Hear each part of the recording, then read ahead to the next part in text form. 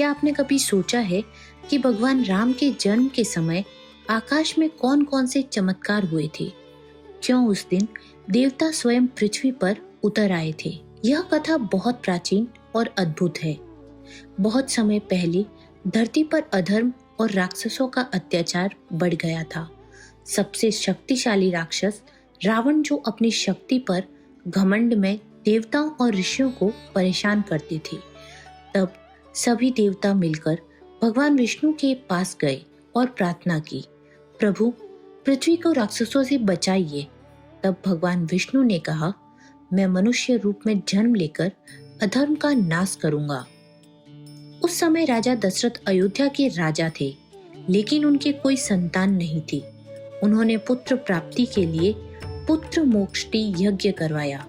यज्ञ के बाद अग्निदेव प्रकट हुए। उन्होंने एक दिव्य खीर राजा दशरथ को दी।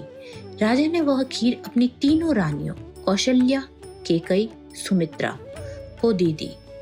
कुछ समय बाद चैत्र मास की 9वीं तिथि दोपहर के समय, जब आकाश में 5 शुभ ग्रह एक साथ शुभ स्थिति में थे, तब एक दिव्य प्रकाश फैला। उसी क्षण माता कौशल्या के गर्भ से भगवान राम का जन्म हुआ। कहा जाता है कि उस समय कई चमत्कार हुए।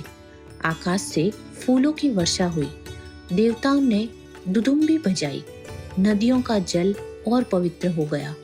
पूरी अयोध्या में सुगंध और प्रकाश फैल गया। हर और खुशी का वातावरण था।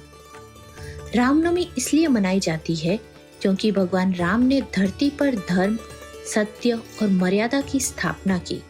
इसी कारण उन्हें मर्यादा पुरुषोत्तम कहा जाता है।